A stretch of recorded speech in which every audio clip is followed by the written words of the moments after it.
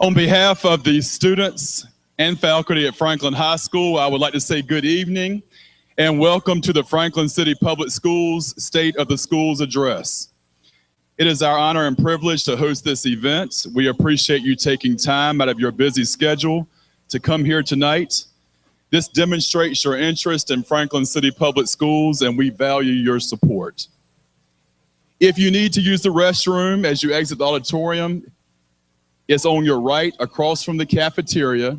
And if you have any other needs, just see me or our Dean of Students, Mr. Parker, or our Assistant Principal, Mr. Keels, and we'll be glad to assist you.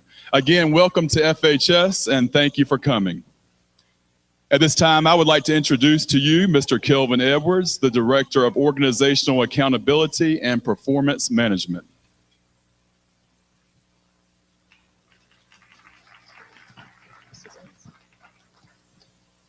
I'd like to also say good evening to everyone and welcome to this wonderful occasion that we're embarking on and will be witnessing this evening. At this time, I would like to recognize and introduce our special guests. I would like to start with the Franklin City School Board members.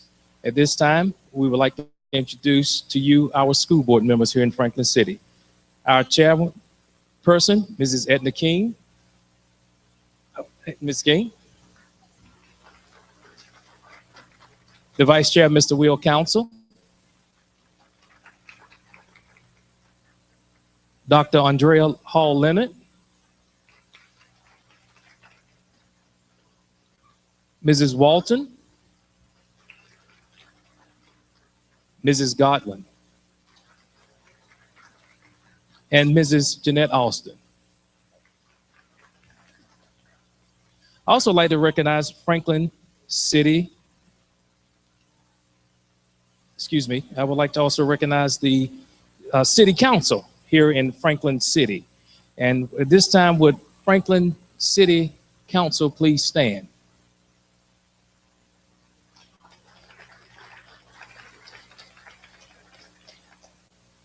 Thank you for being here. And we'll also wish you a special welcome to this event as well. This time, I'd like to go over the purpose of this event. What is the purpose? We've all seen the State of the Union address where the president comes out since the beginning of the first century and talks about their legislative agenda. Well, the State of the School address is basically the same format as the State of the Union address. At the State of the Schools address, our superintendent will outline the agenda, the vision, and exactly the direction that Franklin City Public Schools is headed. It also is going to let you know the condition of our schools as it relates to student achievement and absolutely the vision as we look into a 21st century learning environment with digital conversion. So that is our purpose this evening as we embark on this journey of witnessing the State of the School address. And at this time, I would like to introduce you to Mrs. Edna King, the school board chair. Thank you.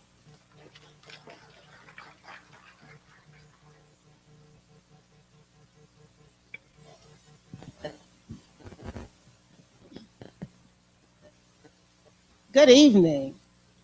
Am I not impressed? As I drove in to the campus this afternoon and I saw all of the vehicles out there and now I see individuals in here, I am simply thrilled.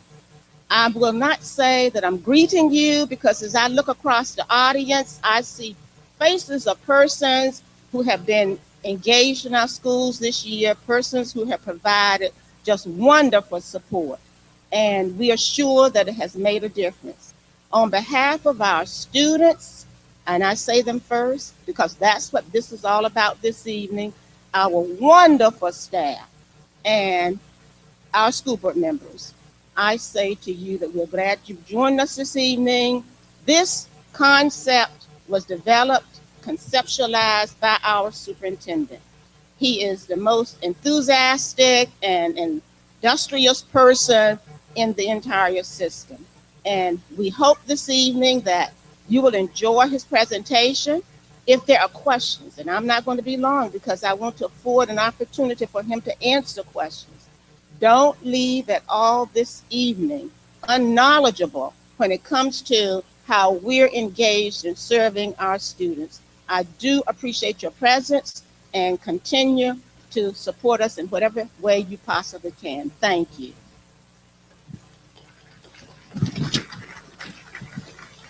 And at this time, it's my pleasure to just present, because I know that most of you know him, Dr. Willie J. Bell, Jr., our division superintendent. Thank you.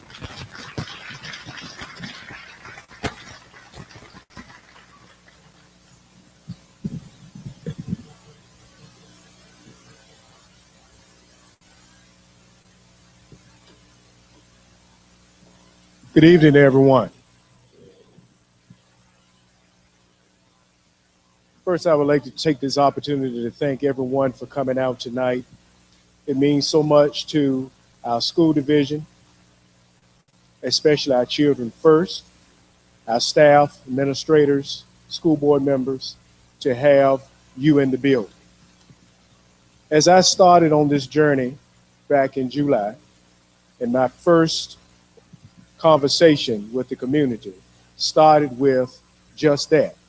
It's going to take this community to move the schools where we need them to be. We started out in the second month in August with a convocation. And after that convocation, where we discussed V formation, and we talked about the aerodynamics of flying in V formation, the strength of flying in V formation. Then we got in V formation in the form of yellow limousines. And we canvassed Franklin City. We went door to door, community to community, and we shook hands and greeted our stakeholders. The products that we are looking to churn out after 13 years that will be competitively, globally, in any state in the union, any country, on any continent. That's our vision. As we look at where we are now and where we started and where we're going in 3 years, tonight I wanted to present what we are working on with our strategic plan called the Framework for Excellence 3.0. 3 years strategically and intentionally addressing those areas and those frameworks that we think and that we feel, and as we've had discussions collaboratively with our staff members, with our community, where we need to go as a school division to make sure that we churn out the products that will be successful in their lives. As you see, the title states a comprehensive approach.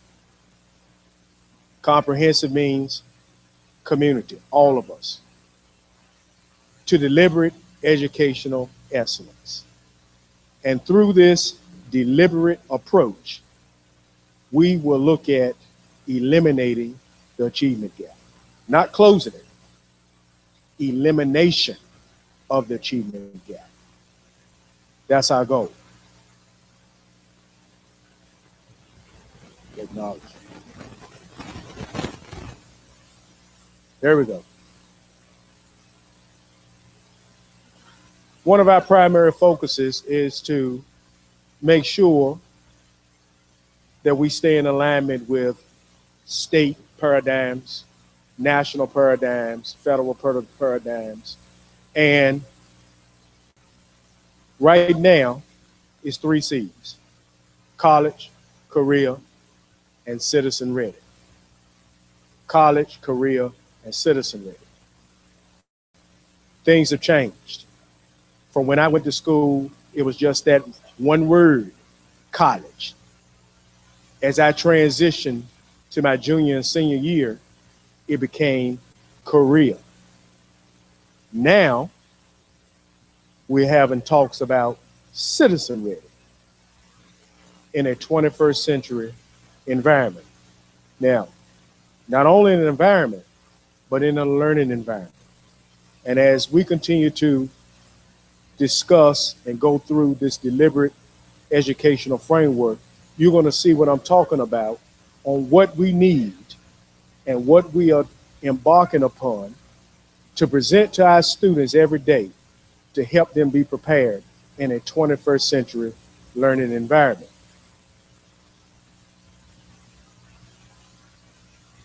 We can no longer be average. We can no longer just be good. Excellence defines greatness. And in every child in this division, starting at pre-K, all 1,115, excluding pre-K, 1,209 with pre-K, we are pursuing excellence. And when you're pursuing excellence, you're talking about being great. You're not just talking about being good, because good ain't good enough. Not anymore. We have to go from just being compliant to having excellent performance. From being central office driven to school centered. When I talk with the administrative team, which I call the A team, I told them at the administrative retreat in August, you will not, I'm sorry, in July, you will not enjoy those smoke stained windows at 207 West 2nd Avenue, because we have shifted to school center where we provide support to principals, to teachers, to students, to parents, volunteers, everybody in this division. Lack of focus or clarity, no longer. We try to focus on clarity, focus on results. Inconsistent accountability from day one. We have been accountable. Everybody in this division has set goals. Individually, school-wide, division. And we, by setting those goals and looking at those targets, we're trying to meet those targets, because we know as a community, you all are holding us accountable. But we also would like for you to be held accountable, because as I look at or just think about or reminisce on one of my favorite movies, and my wife, she dies laughing when she found out that this was one of my favorite movies, it's called The Wizard of Oz. To me, there are so many lessons in that movie. But as you hold me accountable, and I hold staff members accountable, and we hold community accountable, and we hold each other accountable, we all have to grab a tin can. And everybody remember when Dorothy grabbed the tin can, she met a man called the Tin Man. And she gave him a little what? Squirt, a little oil, so he could get to moving.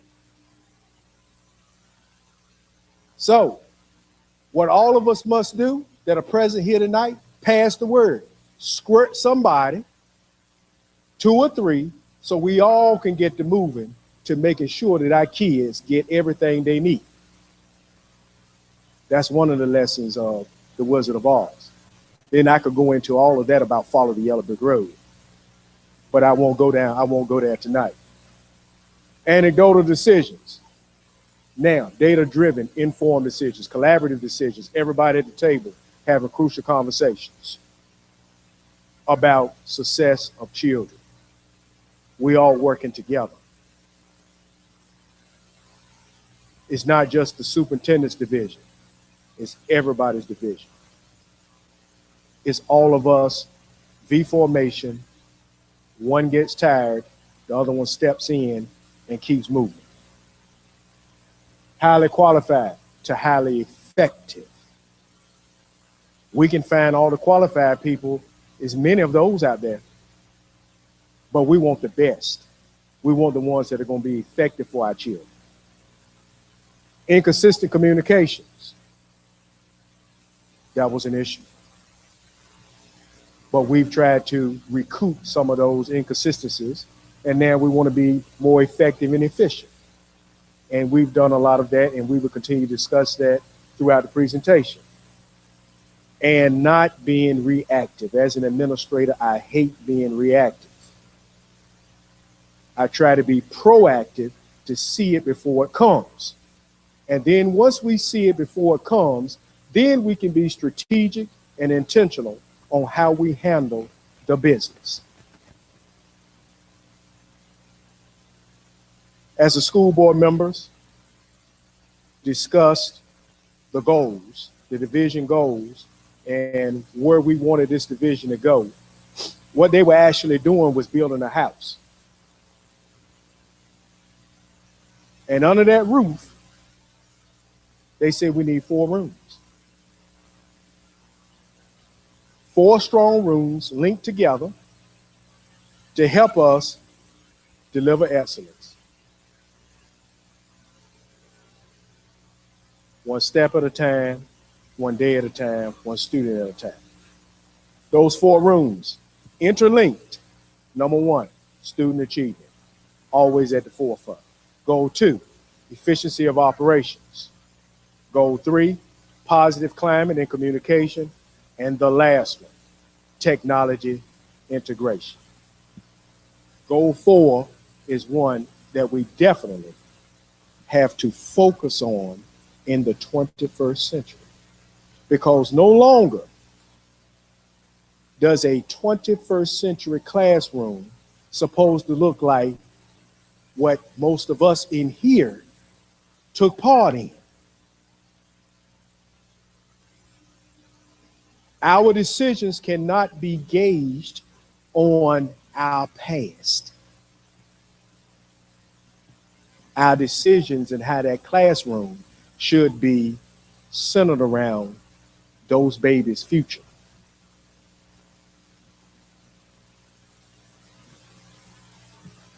Student achievement. We started off in July with aligning our curriculum. The written, the taught, and the tested. Strategic in this process, mapping out the curriculum day by day, month by month, to where we felt like we had a product that we could present to our students, where they would attain everything they needed rigorously to be prepared. Still a work in progress. Things are not perfect, but we are still working together to try to create a perfect environment for our students. Old football coach, practice doesn't make perfect. Perfect practice makes perfect. And that's what we're trying to do. And when you're talking about going from good to great and being excellent, it's not just practice, it's perfect practice. How do we get perfect? We look at the data. We continue to analyze the data. We collect the data. We review the data. Now, more than forever, than we ever have, we're able to have instant feedback at our fingertips. We can present a formative assessment to a child and immediately get the results. We don't have to wait with the old paradigm when we were in class and back in school, where the teacher had to create the test. Then the teacher had to go home and stay up the wee hours of the night to grade the test. And then you may have gotten your grade back a week later, where you have forgotten all about that quiz and that test. No longer is at our fingertips as we pursue mastery. And that is our goal. Mastery means we want to make sure that every kid has the essential knowledge and skills, and they have an enduring understanding of the concepts that have been taught. Informed decisions, we've talked about that, but we want to provide equitable access for all. resources, opportunities. Every waiting moment is an opportunity, is a teachable moment for our children, wasting no time in the instructional day. Focus areas as we look at this rigorous program and as we look at raising the bar. I have a few examples that we will discuss. A through D. Now, we talked about the written, the taught, and the tested curriculum that we started out, and we have created a document called Curriculum Guides that addresses all of these items. These items are to help our teachers perform better. Our teachers follow these curriculum guides. It is on the website for parents to follow. We are going back in what we call redlining when we see that if a concept, as we prepared this curriculum guide in the summertime, if we said it took 4 days, but we found out as we started covering the curriculum, it only took 2 days, we redlined, and then next year we would change that. Notice that word I said was change. So we cannot be afraid of it. If we're not afraid of it, our kids won't be afraid of it. And truth be told, the kids are not afraid of change. I leave that statement right there. Learner-centered classroom, blended learning, traditional, online, personalized instruction, technology integration. We are now a future-ready division. What does that mean? That means we've taken a pledge, along with other divisions in the entire state, as well as the nation, that we will converge digitally. That means that we will present things in a way where we talk about equitable access. We will no longer present things in a vacuum or in a pocket where kids can't get it. But we will utilize that thing called a cell phone when need be. A mobile learning unit, which all is a fancy name for a laptop on a cart. And other means of technology to make sure that our kids get instant feedback on items that our teachers cover. And our teachers can use this technology immediately. But we're going to have to continue training our teachers where we can have more integration, where we can improve our blended learning approach. Research shows 100% of a classroom should be technologically savvy. 40%. That is a shift for our teachers because our teachers are from the old traditional way and we weren't taught that way, how to teach. So now what we become is our 20-year veteran is now first-year veteran. Why I say first-year veteran? Because they know how to teach. They just have to learn this new way. And we're going to work on that because our kids are ahead of us. If we folded all the computers out here and rolled them out, now they call them device agnostics. Every baby in this room could come up here and they have never seen it before, but I guarantee you in 5 minutes, they can take you to Japan and back. We will be looking for the on button.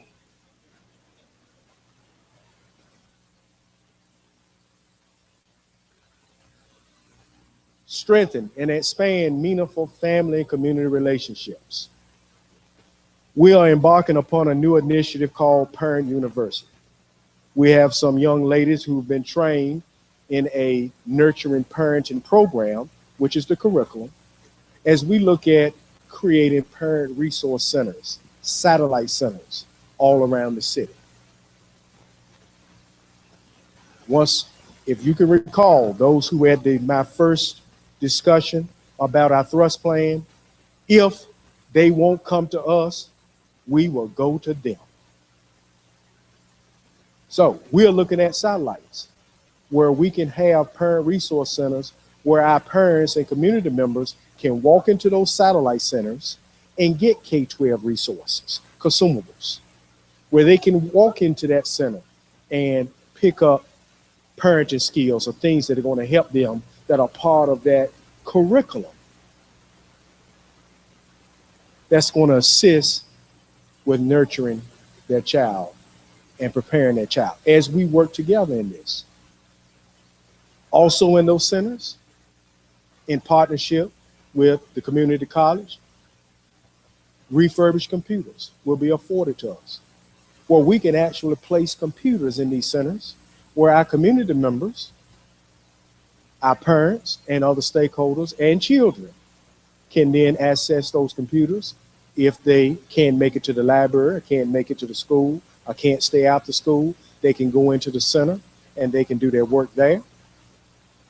Parents, if they want to improve themselves, we have an initiative called a Cyber Learning Academy that we'll talk about later on, where our parents now can take courses to improve their skills. And the last, preschool program, that's where it starts. Mr. Chandler and I were walking through the pre-K area the other day, and we visited some classrooms, pre-K, kindergarten. They're doing an outstanding job in preparing our kids. We were really impressed with the concepts of number and number sense. And in math, that's where it starts. If you can understand number and number sense, you can get it all. Kindergarten teacher doing a dynamic job. Pre-K classes, dynamic job. First grade teachers, dynamic jobs. We received a grant from Franklin Southampton Charities where we are now able to create a pre-K lab. So not only do our kindergarten through 12th grade students have accessibility to technology, but even down to the little babies, they can now access a lab.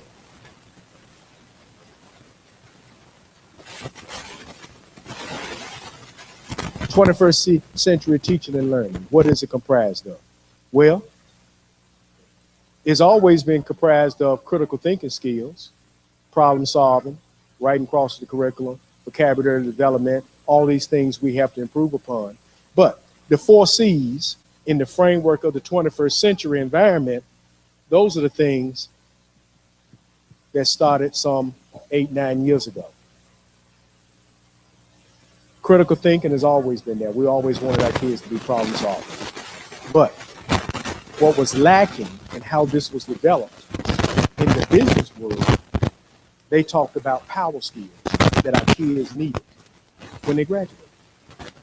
So the extension of the last 3 bullets: transform, communication, written and oral, collaboration.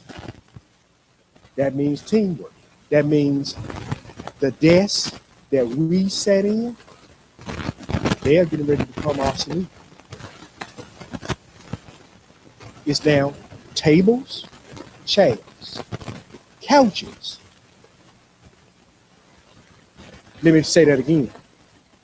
Because some of us used to desks, and we're used to those old heavy book bags, you know, those books where our mama made us put the belt around them and carry them in our arms. Parents, I'm here to inform you, in a digital conversion world, you may not see another book. It's called an e-textbook. It's called, we can access that textbook electronically. You don't have to worry about your child having back pains by carrying that heavy book bag. Because if they have a device, they can access whatever they need. And last time I checked, 98% of our children do have a cell phone. They bring them to school. Teachers do allow them to use them if they are trying to pull up information that is educational.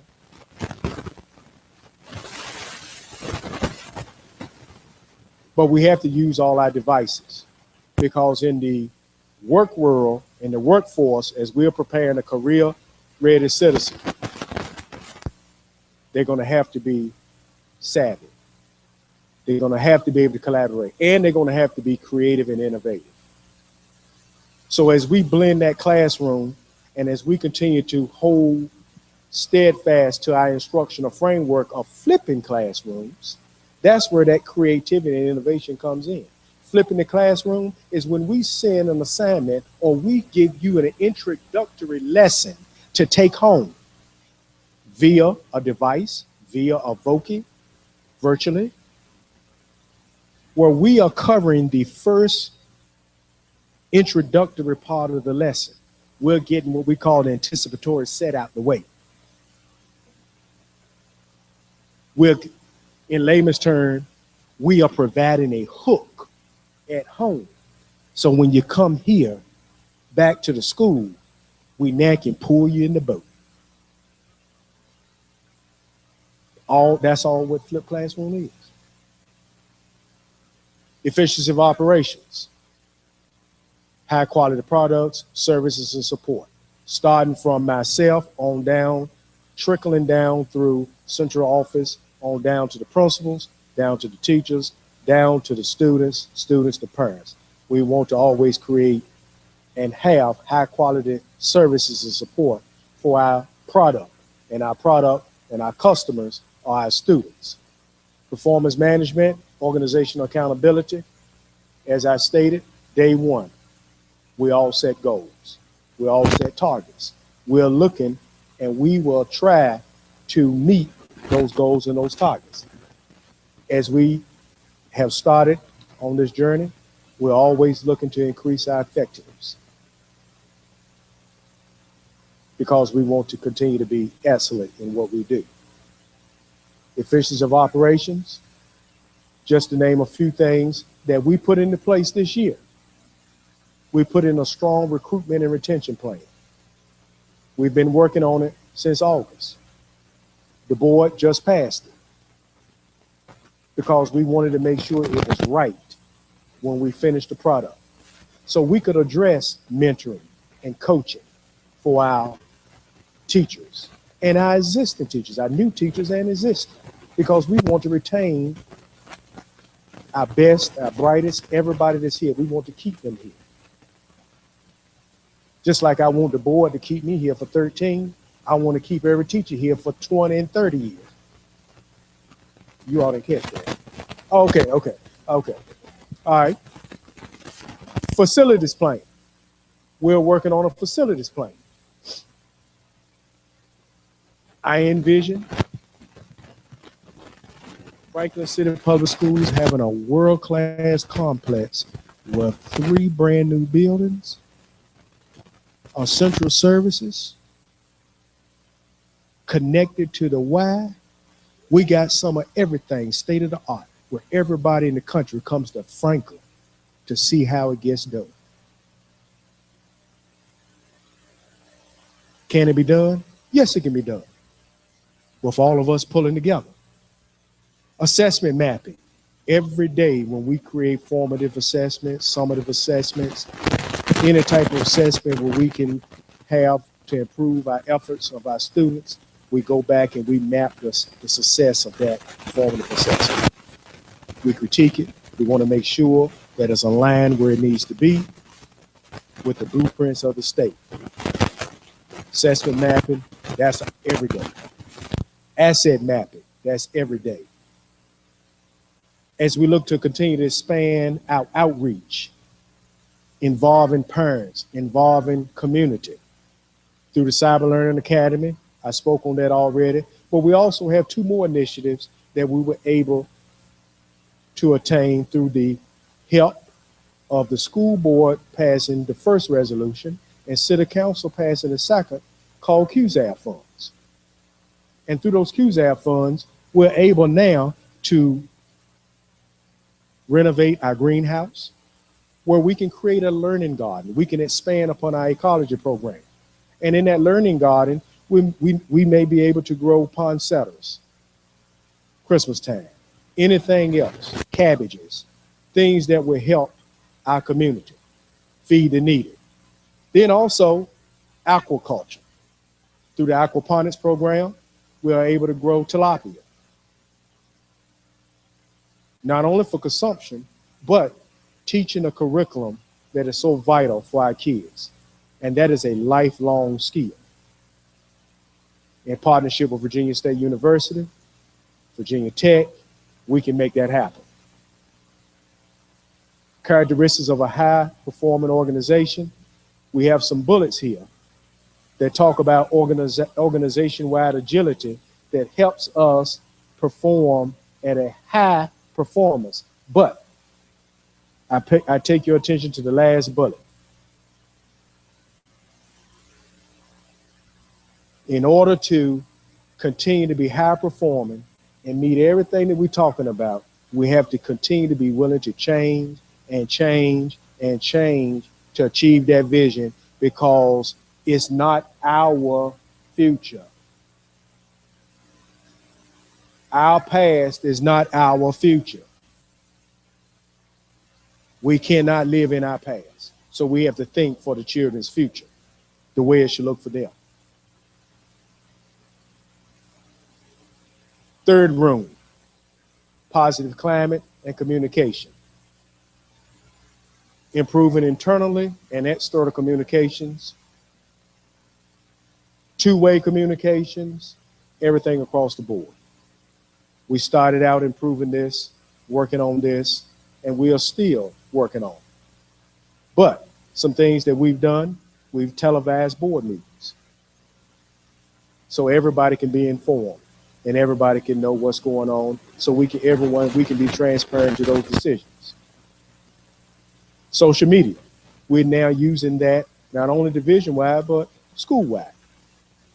Posting things and events on Facebook, Twitter. This is the way of the world. This is how 21st century persons communicate. Text messages. Really, no one most of the time does not answer the phone. How many people in here have called people, but they won't answer, but when you text it, they hit you right back?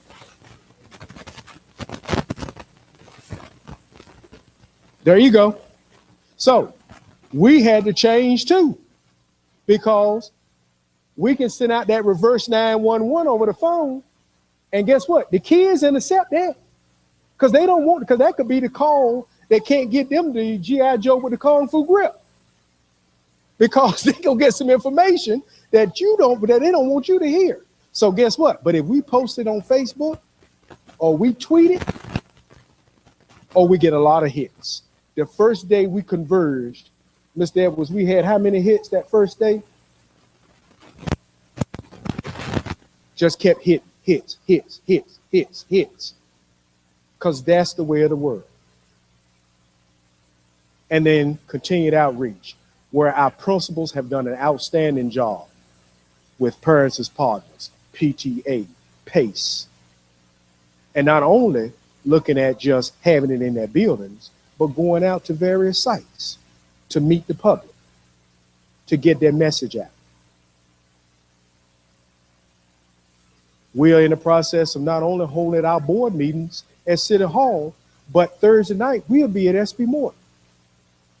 We've already been at JP King, but we are going back to JP King the next meeting. Then we'll come in here, and no telling where else we may go. But we want to make sure that we have transformed the way we do business and get the communication out to everyone. Characteristics of a strategic communication plan, you see them listed. Won't go through all of them, but we are in the process of another plan called a communication plan. And these things are a part of it, where we will communicate with intent. It will not just be school communications, but it'll be division communication, and they will be critical frame messages that are consistent and that will embrace the entire community. You see the young lady with that phone glued to her ear? That's why we have to use those things called device agnostics. We have to get out of our box, and we got to go where the kids go. That's how they communicate now. That's how they communicate. If that young lady on that phone, if I'm her teacher and I sent a virtual lesson, emailed it or texted to her, told her to click on this site, and this is what you have coming up tomorrow, I guarantee you she would have it. But if I send it home on that paper, parents, you know, it's at the bottom of the book bag. So we have to adjust. We have to do have a different way of communicating.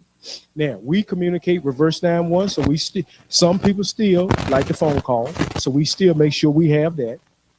A lot of people are looking at our school websites now. That is great.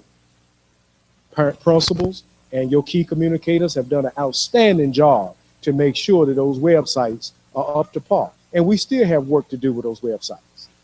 And then social media, Facebook, Twitter, whatever else that we can get, that we can post things, we're going to look at doing. Communication through our Superintendent's Advisory Council. We have community stakeholders that are part of that council that are looking at making sure that our strategic plan is where it needs to be. Have already done some great work with our corrective action plan that should be approved, which was already approved, but we had to do an addendum to add to that, which will be on the final approval on next Thursday. And then the Teacher Advisory Council. This is new. We are getting feedback from various teachers, teacher leaders at every building. And they will come down and they will sit with me and the central office administration, and we'll talk about things that they would like to see. What do you need? They are the liaisons in the building as the teachers talk to them so we can have conversation about as we continue to improve this framework. And then with the nurturing, customer service, positive feedback, we began a process this year called the Disney Way. Walt Disney World has the greatest customer service in the world.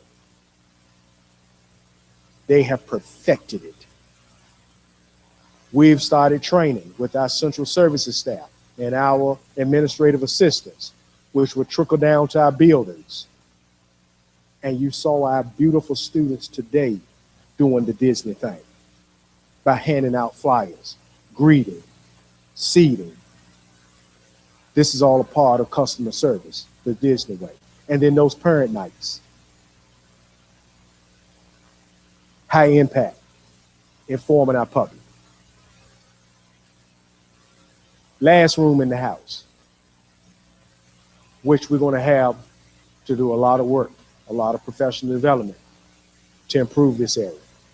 Technology integration.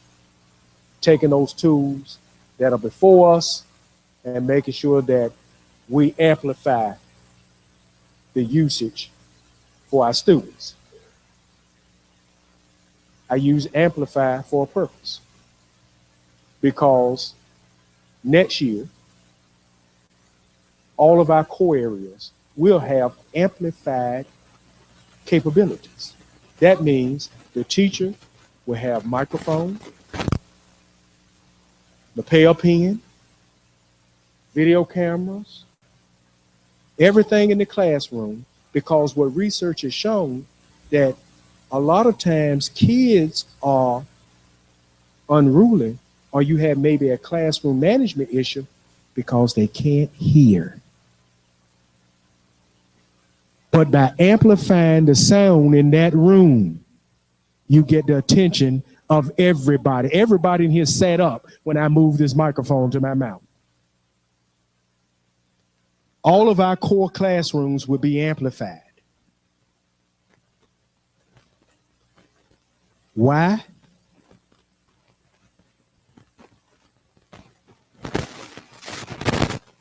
Because we must prepare our students for their future, not our past. Principles of technology integration, we've covered a lot of those things, and we've also covered that other side, talking about the online assessments, collaboration, communication. Project-based learning is a new initiative that we are doing a lot of this year, and we will do more of where we integrate the curriculums, where we start showing kids real-world applications. How does measuring this box on the floor align with real-world application? You don't ever know if you're going to be a contractor one day, engineer, building a bridge, building a road or whatever, building a car, you're going to need how to do centimeters, inches, feet, yard, and how to convert them. 5,280 feet is a mile. That could be the $64,000 question that you get asked in the morning by Steve Harvey, and he calls your house. And if you didn't have good teaching, you won't know the answer, and you just missed $64,000. That's what I used to tell my kids when I taught Algebra 2. I said, I'm going to prepare you. So if you get out here and you get asked the $1 million question, any math question, I want you to be able to answer it. Then when you get the money, remember who prepared you. Framework as we close. It says framework for 21st century learning. You notice we started with learning instead of teaching because it has changed. We focus on student learning, all the kids learning. What do we do to make sure they are learning? What do we have in place as support systems? Standards and assessments. Standards from the state of Virginia called the Standards of Learning. Assessments, formative assessments that we provide for them every day in the form of warm-ups, quizzes, lab work, whatever. Curriculum instruction, vital part. All that's a part of the support systems. Professional development, ongoing, continuous, and that learning environment. We have to change it. We have to make sure it is student-centered, not teacher-centered, student-centered. We cannot be the sage on the stage. We cannot stand up here like I'm doing right now, and I guarantee you, next year if we do the state of the schools, I may send you the presentation ahead of time, virtually, and then we have discussion when you come back. That's how we got to change it. Those three areas, the reason we're going to change the support systems, and we have to put those support systems in place because we want our kids to be ready for life and their careers. We want them to be critical thinkers, be able to communicate, collaborate, creativity, and other plethora of power skills that the business community wants our children to have. The colleges right now, the emerging theme for students graduating high school and coming to college, guess what they want our kids to have? Perseverance. So that means tonight, parents, go home and take the TV out their room. Take the PlayStation away. Y'all say, "Ooh, I can't do that," because they were wearing me to death. But perseverance, because what has happened, our children have leaned on us so much. And then when they get to college, they don't know how to perform themselves away from home. When they go to the refrigerator right now, they are accustomed to things being in there. But in college, after that third meal at 6 o'clock, it gets tough. So that's when the phone starts ringing. Perseverance. So we have to teach them how to persevere, how to get through certain situations. You don't have to take the TV away, I'm just joking. But you got to teach them how to persevere, how to get through certain things, how to understand how to deal with hard times. Don't be too proud to eat those pork and beans and sardines that I was raised on, or those Vienna sausages and potted meat with that hoop cheese and some crackers. Don't be too proud, because you're going to need that. Peanut butter and jelly. And then information, media, and technology skills. We want them to be prepared when they walk out of here with that umbrella, because the 3 R's haven't changed. Reading, writing, arithmetic. They haven't changed. They haven't changed. They are still the core themes, but those support systems must be in place. And now teaching. 7 C's.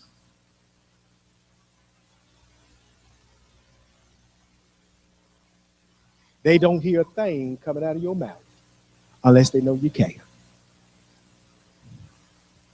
You can have 1,000,000 degrees, 3 million alphabets behind your name. But if you don't care, you can't get them. So we have to make sure we continue to work on this one right here to make sure that that house is solid and stays up through any storm. We got to start right there.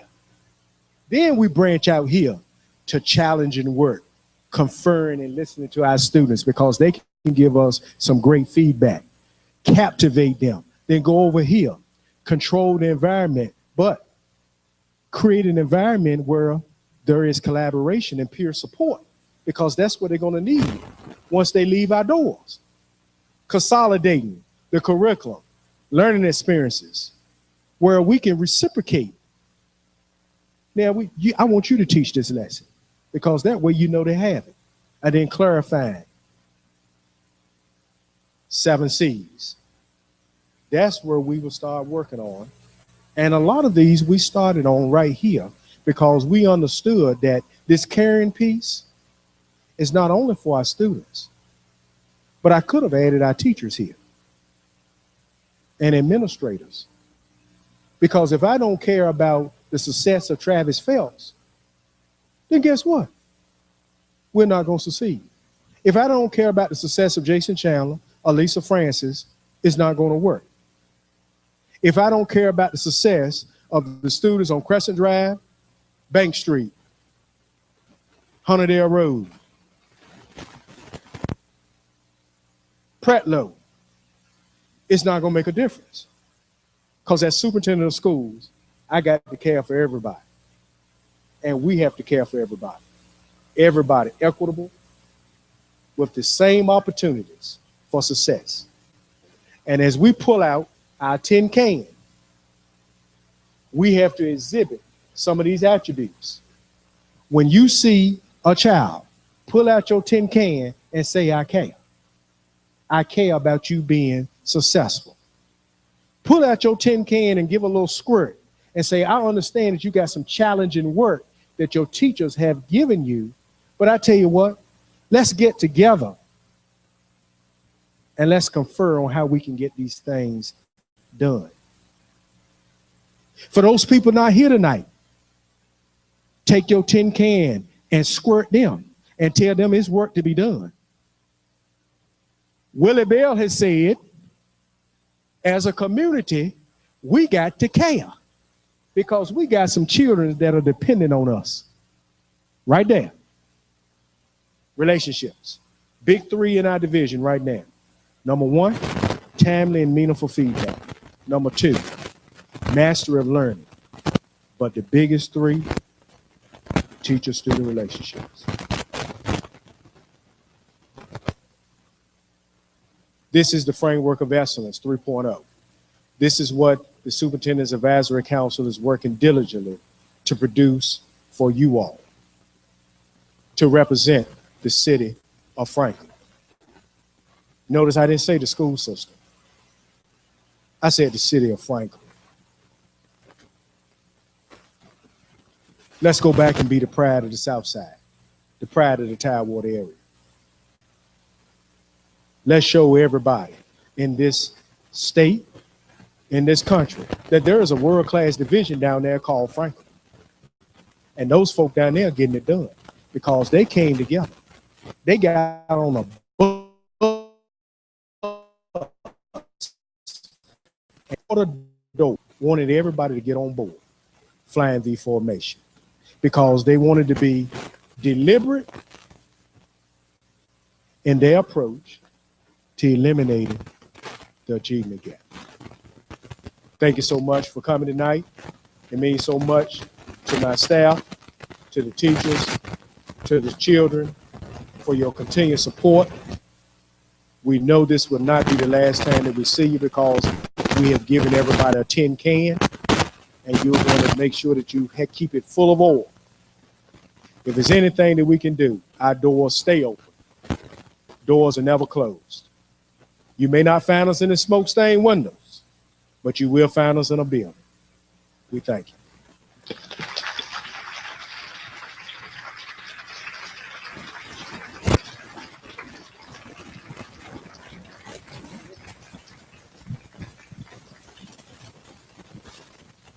Please join me in giving Dr. Bell another round of applause for that dynamic address.